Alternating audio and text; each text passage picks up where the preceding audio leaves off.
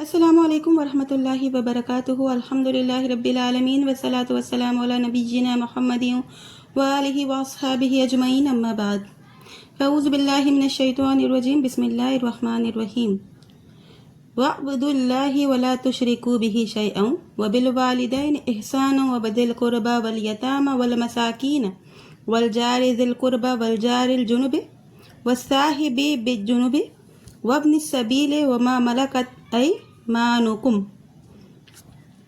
आपके सामने आज मैं अपनी वीडियो में बात करूंगी कि पड़ोसियों के साथ कैसा सलूक हमें करना चाहिए, किस तरह से अपने पड़ोसियों के साथ हुस्न सलूक और हमदर्दी करना चाहिए। और मुझे उम्मीद है कि आपको मेरी बातें अच्छी लगेंगी। वैसे इस्लाम की तमाम तालीमात में आपको दो ही चीज़ें मिलेंगी, एक अल्लाह की इबादत और दूसरे सब इंसानों के साथ हमदर्दी, यानी एक अल्लाह की इबादत और इंसानियत का दूसरा नाम इस्लाम है।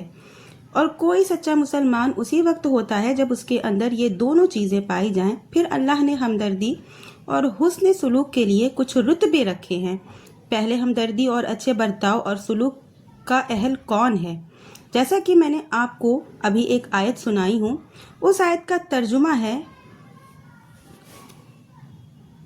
अल्लाह रब्बुल आलमीन ने फरमाया कि अल्लाह की इबादत करो और उसकी इबादत में किसी को शरीक और हिस्सेदार ना बनाओ, और माँ बाप के साथ हुस्न सलूक और हमदर्दी करो, और रिश्तेदारों के साथ और यतीमों, गरीबों और रिश्तेदार पड़ोसी और गैर रिश्तेदार पड़ोसी और पहलू के पड़ोसी और परदेसी के साथ और उनके साथ जो तुम्हारे हाथों में यानी खादिम वगैरह हैं, और अकड़ कर मत चलो, जो अकड़ता और गुरूर करता है अल्लाह उसे पसंद नहीं करता।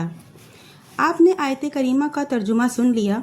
अल्लाह की इबादत के साथ हुस्न सलूक में सबसे पहले माँ बाप का दर्जा है, उसके बाद करीब के रिश्तेदारों का, फिर यतीमों का, फिर गरीबों का, फिर करीबी पड़ोसियों का, फिर उन पड़ोसियों का जिनसे आपका कोई रिश्ता नहीं है लेकिन आपके पड़ोस में रहते हैं, फिर पहलू के साथी का, यानी जो आपके साथ सफ़र में हो या ये कहें कि आपके साथ काम करते हों, और फिर परदेसी, फिर खादिम वगैरह का। लेकिन उन सब में उस वक्त मैं आपको आज पड़ोसी के साथ हुस्न सलूक और हमदर्दी के बारे में बताऊंगी, जो कि इस आयत और हमारे रसूलुल्लाह सल्लल्लाहु अलैहि वसल्लम की हदीसों से साबित है। क्योंकि आम तौर पर यह देखा जाता है पड़ोसियों के साथ हमारा सलूक अच्छा नहीं रहता, और अगर पड़ोसी गरीब है तो फिर दौलत के गुरूर में हम इनको हकीर और नीचा भी समझने लगते हैं। मैं आपको पड़ोसी के बारे में नबी करीम सल्लल्लाहु अलैहि वसल्लम की आज कुछ हदीसें सुनाऊंगी।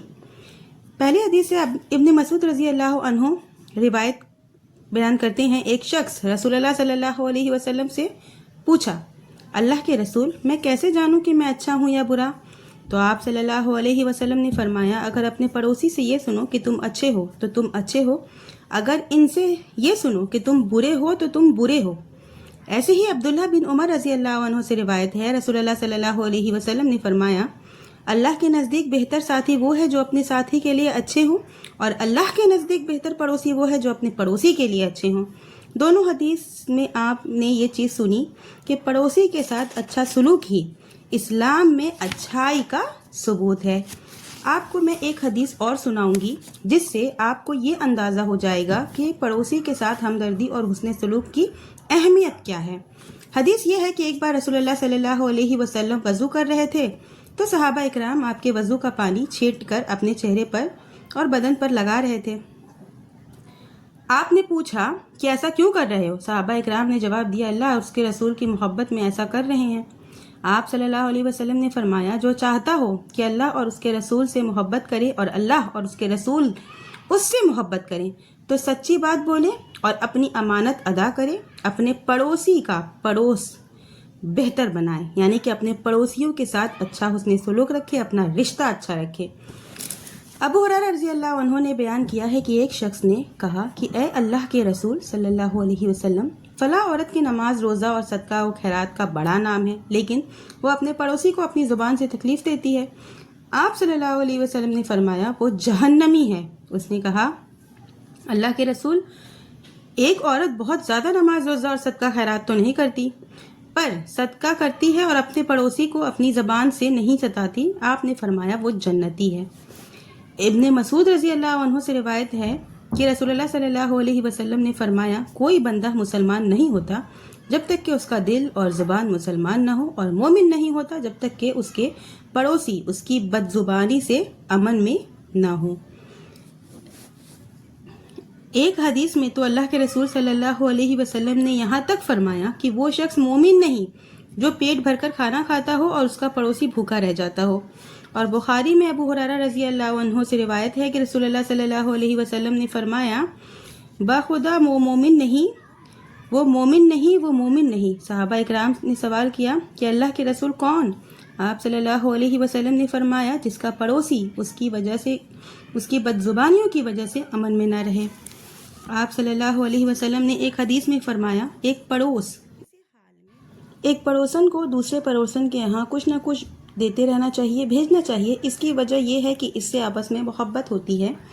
حضرت ابوذر کے یہاں گوشت پکتا تو پڑوسی کو دینے کے لیے شوربہ بڑھا دیتے تھے۔ اب میرا خیال ہے کہ میں نے آپ کے سامنے حدیثوں سے پڑوسیوں کے بارے میں بہت سی باتیں پیش کر دی ہیں، لیکن اپنی جگہ لینے سے پہلے آپ کو ایک آخری حدیث بھی سناؤں جس میں رسول اللہ صلی اللہ علیہ وسلم نے فرمایا کہ قیامت کے روز پہلے 2 پڑوسی کا مقدمہ پیش ہوگا۔ اسی سے آپ کو اندازہ ہو گیا ہوگا کہ اسلام میں پڑوسی کی کیا اہمیت ہے۔ اور اس کے بعد میں آپ سے ویڈیو کو ختم کروں گی اور دعا کے ساتھ رخصت ہوں گی۔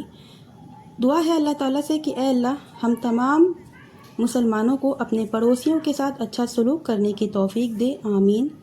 وآخر دعوانا ان الحمد